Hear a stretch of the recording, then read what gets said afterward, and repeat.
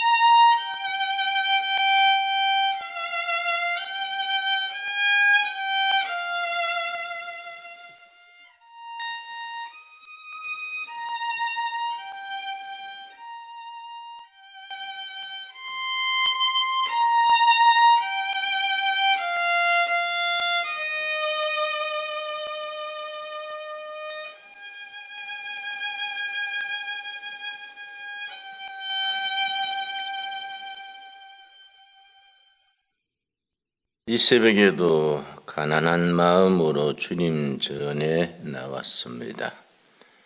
예수님께서 땅 위에 계시던 때 새벽 미명 해 뜨기 전에 한적한 곳으로 가셔서 기도에 전념하셨습니다. 저희는 새벽 기도회를 예수님이 시작하신 것으로 알고 새벽마다 단잠을 깨고 주님 전으로 나와서 우리 마음 있는 그대로 내 모습 그대로 주님 앞에 섭니다. 우리 속 사람을 살펴주시고 우리 부족한 것을 채워주시고 넘치는 것은 제하여 주시옵소서. 우리 각자 간절한 기도 제목들이 있습니다. 성령님 굽어 살피셔서 응답하셔서 그 기도가 응답받음으로 하나님께 영광 돌리게 하옵소서. 오늘 또 10월 15일 목요일입니다. 이 하루가 우리 생애에 가장 보람되고 알찬 하루가 되게 하시며 임마누엘 주님 모시고 살아가는 귀한 날이 되게 하옵소서. 이렇게 소중한 날이 천국 갈 때까지 날마다 이어지게 하여 주시옵소서. 예수님 이름 받들어 기도드렸사옵나이다. 아멘. 오늘은 민수기 세 번째 공부하는 시간입니다. 민수기 9장 15절 말씀.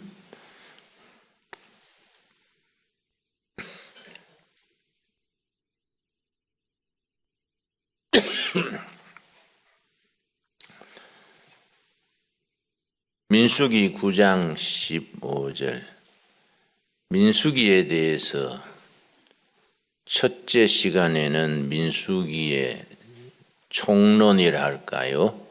서론을 공부하였고 어제는 민수기서에서 가장 알맹이가 되는 14장의 말씀을 공부했습니다. 오늘 새벽에는 9장 15절 성막 세운 날에 성막은 광야 40년 동안의 교회가 성막입니다. 첫 번째 교회라 하겠습니다.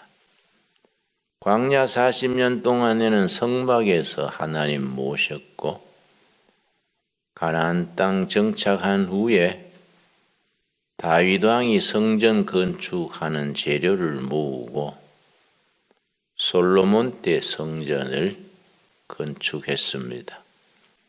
그걸 솔로몬 성전이라 합니다. 창세기에서 계시록까지 성전이 10가지 성전이 등장합니다. 언제 한번 시간을 내어서 10가지 성전만 차근차근 공부해도 성경 전체의 흐름을, 영적인 줄거리를 이해할 수 있게 됩니다. 이 성막 성전이 첫 번째 성전이라 하겠지요. 성막에 대한 구조, 내용, 그 복음적 의미에 대해서는 틈틈이 말씀드렸으니까 다시 거듭하지 않겠습니다. 자, 15절 다시 읽습니다. 성막을 세운 날에 구름이 성막 곧 증거의 장막을 덮었고 성막 가장 중심에 지성소가 있고 지성소의 핵심되는 부분이 언약궤, 증거의 궤가 있습니다. 언약궤에는 3가지 성물이 들어 있습니다.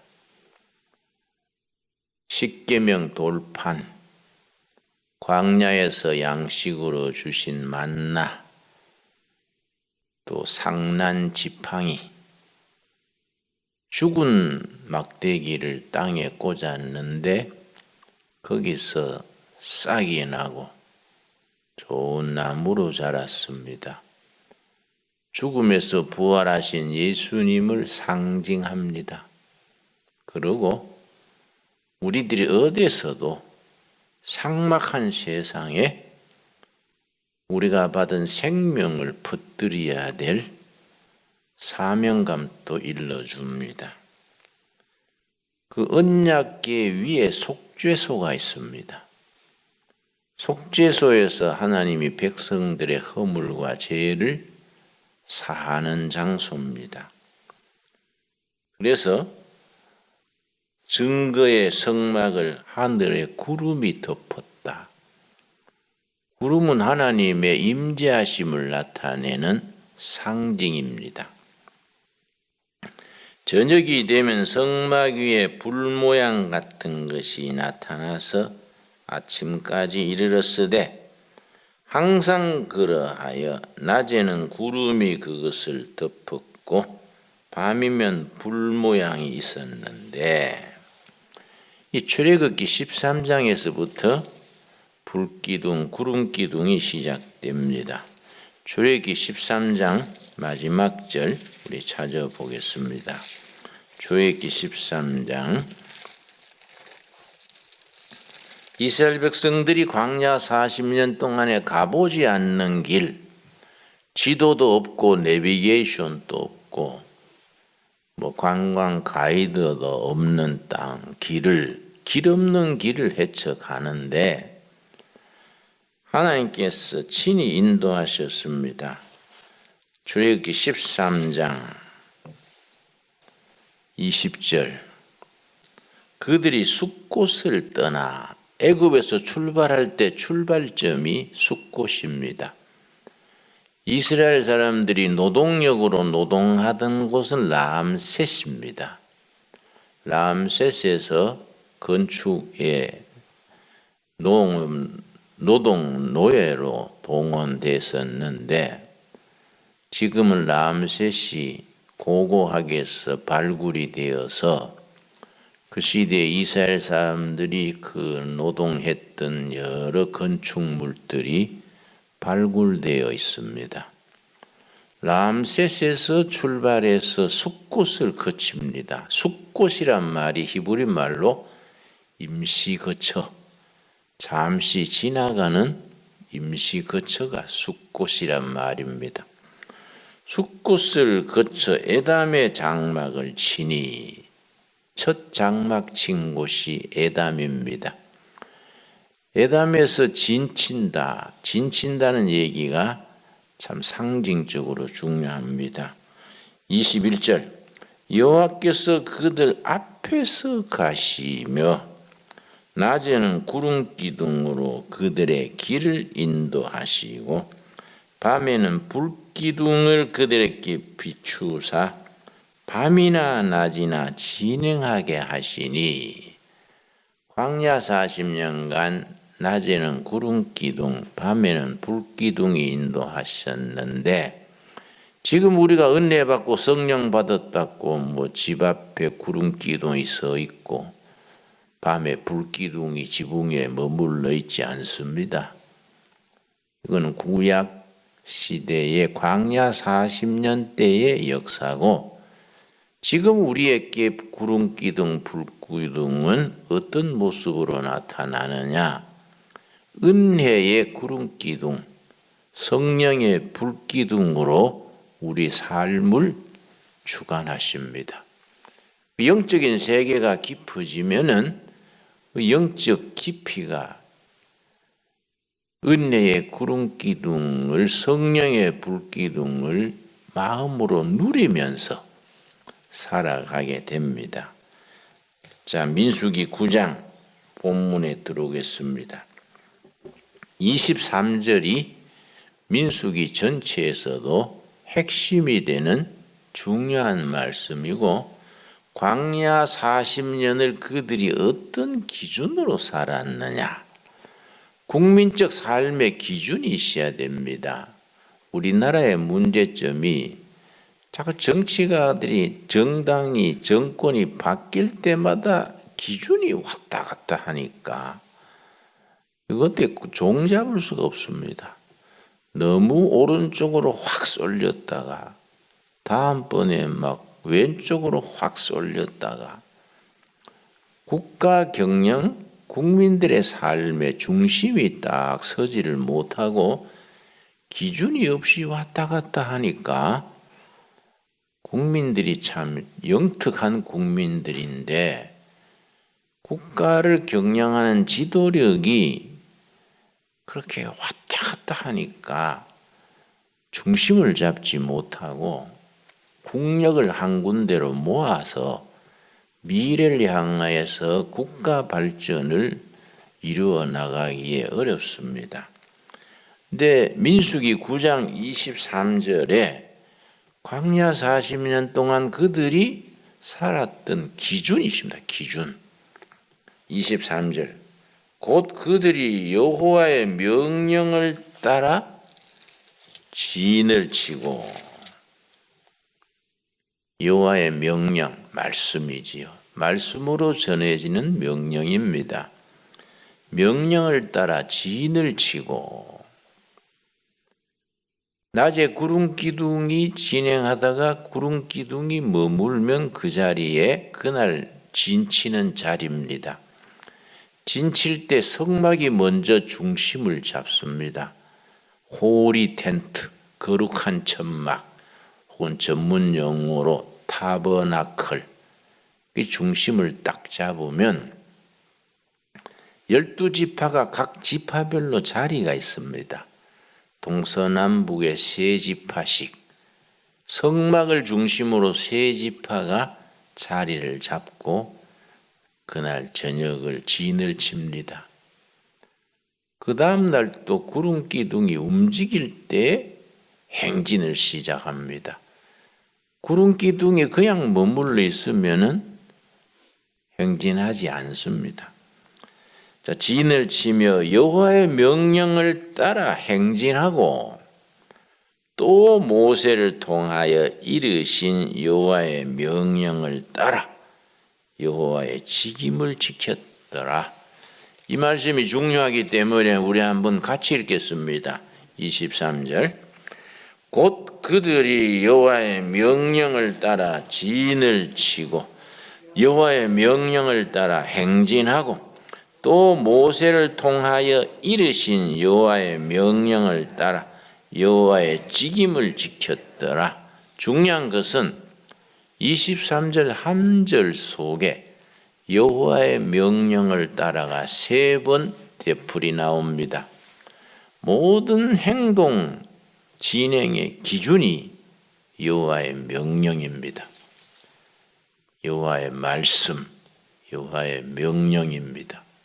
명령을 따라 저녁에 진칩니다. 명령을 따라 행진합니다.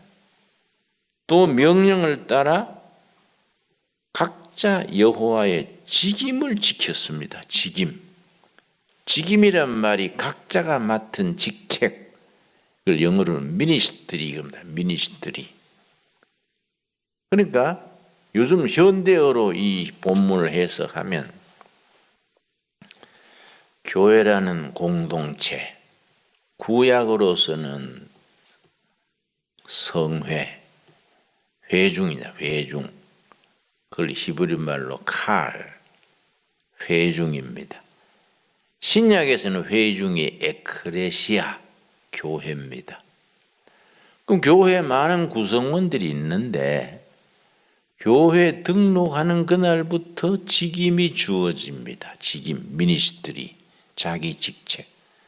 당신은 재정부다, 성가대다, 당신은 주차부다, 식당 봉사다.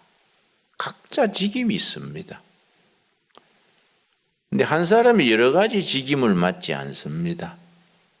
하나씩 자기의 주어진 특기를 따라, 그걸 영적으로는 은사, 영어로 기프트인데 하나님이 그에게 주신 특기, 책임, 직책이 기프트입니다. 그래서 목회할 때에 교인들의 은사 개발, 이 목사의 역할이 하나입니다. 교인들이 많은데 각자 그 사람에게는 무슨 기프트가 있느냐, 무슨 은사가 있느냐.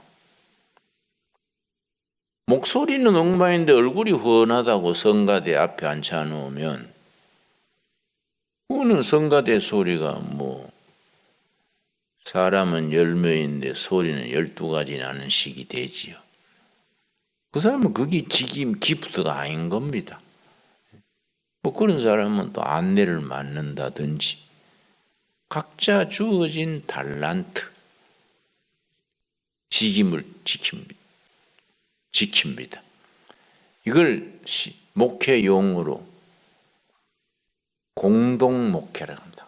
팀 목회, 공동 목회. 영어로는 whole people of God. 모두 거룩한 하나님의 백성들이 함께 목회하는 겁니다. 근데 우리 교회 문제점이 뭐냐? 목사님이 목회하고 교인들은 글자 그대로 예배 보고 간다는 식으로. 그 용어가 잘못된 용어죠. 예배 보고 간다. 예배 드리고 간다든지 예배 참여하고 간다든지 그런 말이 좋을 것 같은데 예배 보고 간다는 말이 좀 예배 관광처럼 되기 쉽지요. 교회 와서 그 주간 그 교회의 거룩한 공동체 일원으로서 자기에게 주어진 직임, 미니스트리를 감당하게 됩니다. 요즘 농구에 올코트 프레싱, 그 말이 맞습니까? 풀코트 프레싱입니까? 올코트 프레싱입니까? 농구 선수가 5명이면은 전체가 풀로 뛰는 겁니다. 전체가. 2명은 뛰고 3명은 서 있는 게 아니고 전체가 하나로 뜁니다. 올코트 프레싱. 현대 목회는 그게 바람직한 목회다. 전 교인이 자기 역할을 가지고 함께 뛰는 교회가 활기찬 교회고 진정한 에클레시아고 모두 교인들이 그렇게 함께 올코트 프레싱으로 뛸 때 성령께서 그 속에서 역사하셔서 아름다운 열매가 맺게 하십니다. 여호와의 말씀 명령을 따라 저녁에 진치고 안식을 한 후에 아침에 또 행진하고 그러면서 각자 자기에게 주어진 직임을 지켰더라. 그러니까 전 교인이 자기가 해야 될 몫을 알 수 있어야 돼요. 몇 주 왔는데 모두 모른 척하고 대화할 상대도 없고 하면은 설교 좋다고 계속 다니지 못합니다. 요즘 설교는 유튜브에 다 나오니까 방 안에 앉아서 들으면 되고 운전하면서도 들으면 되고 설교 좋다고 그 교회에 뿌리를 내리지 못합니다. 올코트 프레싱 그 공동체에서 자기에게 주어진 역할, 직임, 몫이 확실하게 섬김으로써 열심히 나고 섬김으로써 믿음이 뿌리 내리고 보람을 누리게 됩니다. 이 참 중요한 얘기지요. 근데 그 기준이 여호와의 말씀, 명령이지요. 그래서 기독교를 말씀의 종교, 말씀의 신앙이라 하는데 성경 66권 중에서 첫 시작하는 단어가 말씀으로 시작되는 책이 3권입니다. 창세기에 태초에 하나님이 천지를 창조하시니라. 말씀으로 창조하신 거지요. 태초에 말씀으로 창조하신 얘기. 요한복음 1장에 태초에 말씀이 계시니라. 또 요한 1서 1장에 태초부터 있는 말씀에 관하여는 그래서 창세기에 태초에 말씀으로 창조하셨다. 그 말씀하고 요한 복음의 말씀, 요한 1서의 말씀하고 같은 말씀이 아닙니다. 차원이 다릅니다.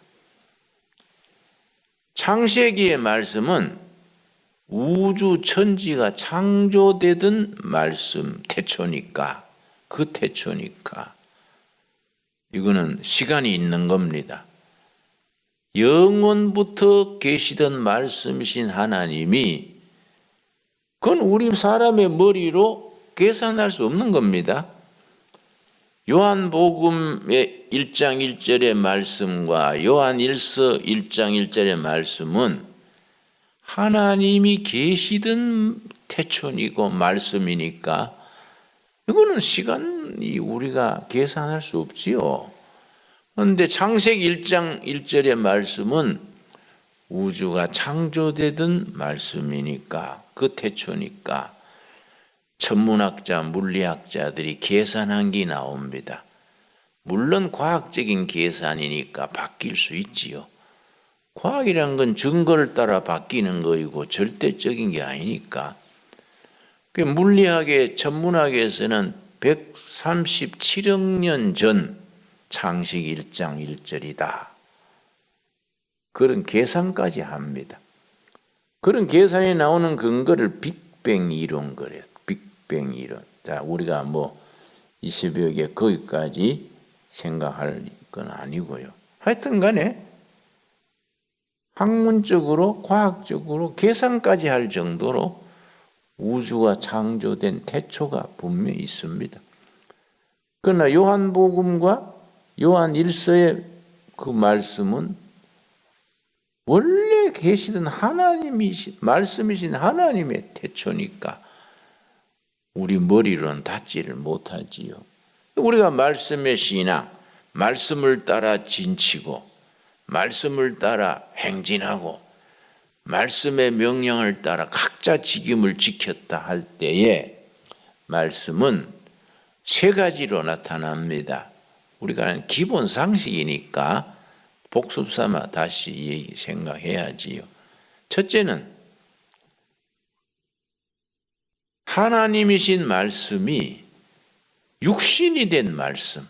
첫째입니다. 육신이 된 말씀. 사람의 모습으로 이 땅에 오신 말씀, 그걸 신학 용어로 성육신, 이룰 성자 육신이 되셨다. 말씀이신 하나님이 사람의 몸으로 오셨다. 이걸 이제 인카네이션 그럽니다. 이 땅에 오신 사람으로 오신 말씀 누구겠습니까? 예수 그리스도지요. 그리스도이신 말씀. 그러니까 우리가 요한 1서에 하나님을 본 자가 없으되 누구를 보면 하나님을 보게 되느냐? 예수님을 보면 하나님을 보는 거이고 예수님의 말씀을 따르는 것이 하나님을 따르는 거이고 예수님이 하지 말라는 걸 안 하는 것이 하나님의 뜻을 따르는 거이지요. 모든 신앙생활의 기준이 육신이 된 말씀, 예수님의 뜻을 따라 사는 거이지요. 둘째 말씀은 뭐이냐? 기록된 말씀, 성경이지요. 성경, 기록된 말씀. 그래서 성경이 중요한 겁니다. 이 성경에 그래서 우리가 깊이 들어가야 되는데 참 안타깝게도 나는 여러 교회 다녀보고 신학교도 가서 집회도 해보고 해외 선교사들도 가서 집회해보고 하면은 생각보다가 말씀이 짧습니다. 교회를 이끄는 설교자나 신학자들 자신이 총체적인 계시된 말씀의 전체에 대한 파악이 부족한 경우가 많습니다. 그냥 말씀을 열심히 읽었다고 그건 중요하지만은 그보다 한 단계 더 나가서 그 말씀에 대한 구속사적 이해, 예수님 중심으로 깨달아야 된다 이 말이지요. 그걸 다른 말로 복음적 이해, 이반제리칼 언더스탠딩. 창세기를 읽어도 그거 예수님을 만나야 된다 이거지요. 창세기에서 요한계시록까지 정말 살아계신 하나님의 말씀으로서 말씀 속에서 예수님, 우리 구주 예수님을 만날 수 있고 고백할 수 있고 우리를 향하신 예수님의 뜻을 분별하셨을 때에 살아있는 말씀이 됩니다. 기록된 말씀, 성경이죠. 성경. 우리 개신교는 철저한 말씀 중심의 신앙이지요.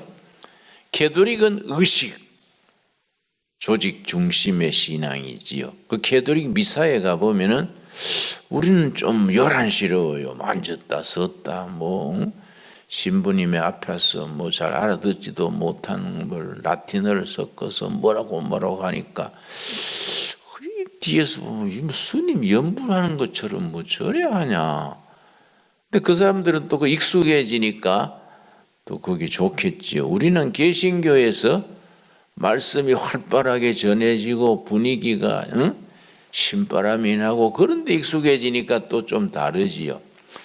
근데 동방정교회는 11세기에 서방교회와 동방교회로 갈라졌습니다. 서방교회는 로마를 중심으로 캐톨릭 교회로 남고 동방교회는 오도독스 처치, 오리엔탈 오도독스는 정통이란 말이죠. 캐톨릭이란 말은 범교회. 로마 캐톨릭 교회는 범교회라는 이름으로 캐톨릭 교회라는 이름으로 나가고 동방정교회는 우리가 정통이다. 서방은 비정통에 우리가 정통에 대해서 오도독스 처치, 오도독스가 정통이란 말이죠. 그래 갈라졌습니다. 오도독스 교회는 영성이 강합니다. 영성. 캐톨릭은 조직과 의식이 강하고 개신교는 말씀과 행함이 강하지요. 각 교단이 다 특색이 있고 강조점이 다릅니다. 그러나 사실 돌아보면 다 합쳐서 성령 충만이지요. 자, 세 번째가 말씀에 신앙할 때 세 번째가 선포되어지는 말씀, 설교지요, 설교. 선포되어지는 말씀. 설교가 중요합니다. 어떤 설교에 가서 어떤 설교를 듣느냐, 이건 엄청 중요합니다. 한 교회 한 설교자의 설교를 한 10년 듣고 나면 그 사람의 사고방식이 결정되고 신앙의 스타일이 정해집니다. 제가 한 30년 전에 강남의 YMCA에서 매주 목요일 성경 공부를 인도했는데 각 교회에서 와서 예배를 드리지요. 그 조별로 만들어가지고 가끔 식사를 같이 했습니다. 그럼 이제 권사님들, 장로님들 모여가지고 이제 조별로 중국 식당에 가서 식사를 하면 보통 한 자리에 한 15명 앉아서 식사하지요. 보통 대화하면서 간단한 예배 드리고 식사하면 한 2시간 걸립니다. 2시간 마칠 때는요, 제가 저분은 어느 교회 교인이겠다 거의 짐작됩니다. 그래서 내가 권사님은 어느 교회 교인이시군요. 권사님은 사랑의 교회네요. 권사님은 순복음교회네요. 그러면 목사님 어디서 그거 다 들었습니까? 뭐 그런 자료를 만든 적이 없는데 어떻게 그렇게 아세요? 그래서 뭐 자료를 보고 아는 게 아니라 2시간 대화하면서 알게 되지요. 아이고 목사님 그 신령하시네요. 어떻게 아십니까? 그건 신령한 게 아니고 눈치가 빠른 거지요. 응? 그 짐작이 하는 거지요. 말하는 거 생각하는 사고방식 들으면 이건 순복음교회 조영기 목사님 설교 듣고 지낸 사람이다. 이 사람 사랑교회 교회 옥하는 목사님 밑에서 자라는 사람이다. 알게 돼요. 짐작을 하는 겁니다. 거의 뭐 90% 이상이 맞습니다. 왜냐?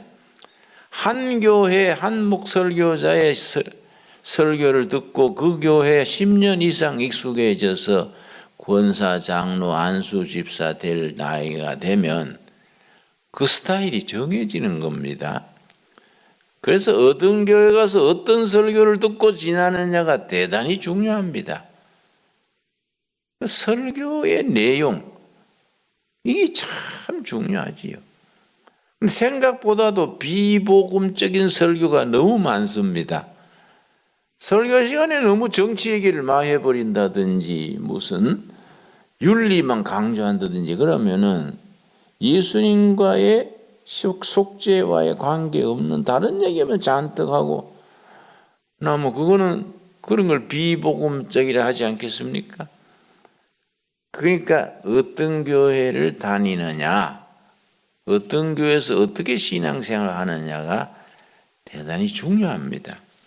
선포되어지는 말씀, 설교지요. 오늘 민수기 9장 35절, 23절을 통해서 광야 40년 동안에 여호와의 명령을 따라 진치고 여호와의 명령을 따라 행진하고 여호와의 명령을 따라 각자 자기에게 주어진 직임을 지켰더라. 이 말씀에 대한 이해가 있게 되기 바랍니다.